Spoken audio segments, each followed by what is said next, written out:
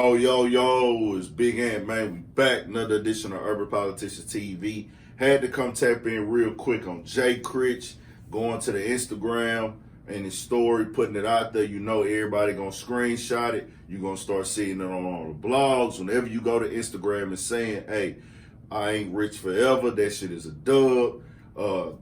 These rappers be claiming they your brothers and everything like that, but when you trying to release music, niggas want to get the lawyers and the business and the managers and all this other shit involved. They come with the rap game, which remember, business gonna always be first. But they said, hey, niggas don't be owning their masters. They all cap.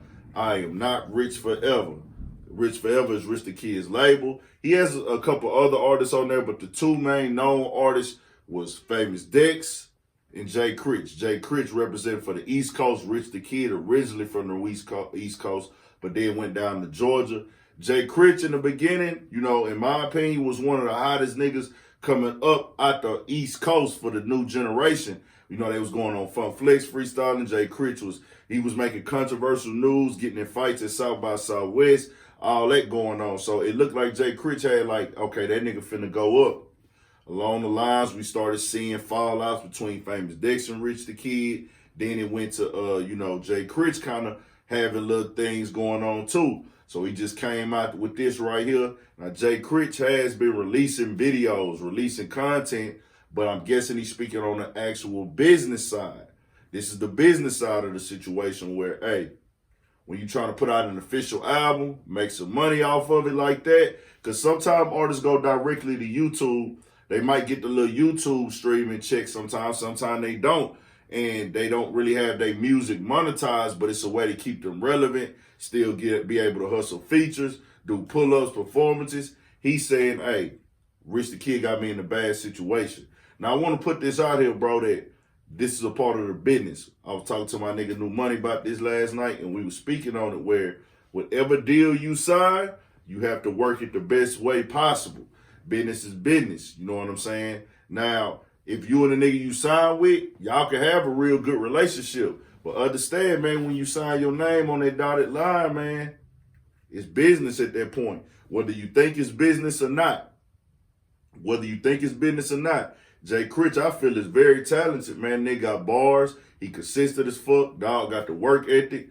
Dog got the motherfucking image to be a motherfucking popping rapper and everything, bro. So I fuck with Critch. I be posting his videos to my little small backup Instagram page all the time, but it's one of them things where it's just a lesson learned, bro, and you got to figure it out. You got a lot of artists who sign to other artists, so we can talk about that. Also, is signing to another artist a good idea if you're trying to come up in the game?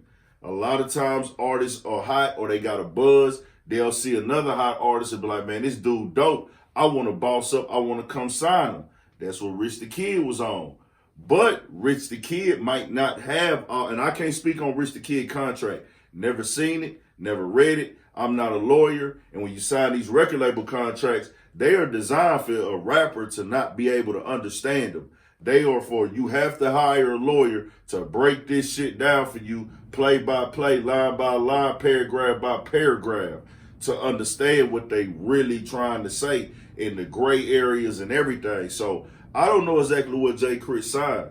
Rich the Kid could have had him signed to his label, to another label where they decide they don't want to release it. It might not all be on Rich the Kid. And Rich the Kid might not really have nothing to do with that shit because he don't really control the show over there. Critch did say, hey man, this nigga don't own his own masters and all this shit. Basically, that nigga's cap. These niggas be talking. This is coming out of Critch's mouth. Now, I'll talk about this, bro. When the shit hit the internet like this, that's when shit get bad, personal information. But I can understand, bro, being a human being and wanting to push your career forward, man, wanting to take care of your family, knowing that your window, you losing a little young nigga window. I'm losing my little hot window as far as, nigga, if I had this shit smashing right now, nigga, I could be running up bread off streaming, getting my shit put in different places, or I could be going to another label, another partnership, another indie label. I could be trying to go do business with Empire. If y'all not gonna put my content out, I could go over there, drop some content and some music, and build my platform up through them, and it work out better. My platform steady growing, but when I can't release how I want to release, it's slowing me down. So signing to another rapper, understand, bro, when you sign to another rapper, take it out, you take it a risk. You got to work that situation to the best. You got to know what you signing. Am I signing the 360 deal? Am I signing a partnership deal? Does this deal make sense? A lot of niggas don't be knowing, they just be signing. They see it as an opportunity. And bro, like I keep saying, business, man. Don't mix friendship with business at times, man. Especially when you didn't grow up with a nigga like that. Y'all ain't been partners since second, third grade. And then even still, you gotta cut the motherfucking dick, man. Just understand that. So, signing to other rappers. We see, and that's been a discussion in hip hop, and that's why I want to take this to quickly. Signing to another rapper is not a bad idea in all cases. We've seen niggas flourish and take off from signing to another rapper.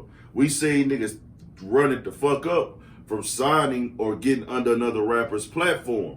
Now, some of these rappers are not actually signed. They just got under the platform and used the platform to their advantage. You know what I'm saying? And the artist who brought them in wasn't tripping.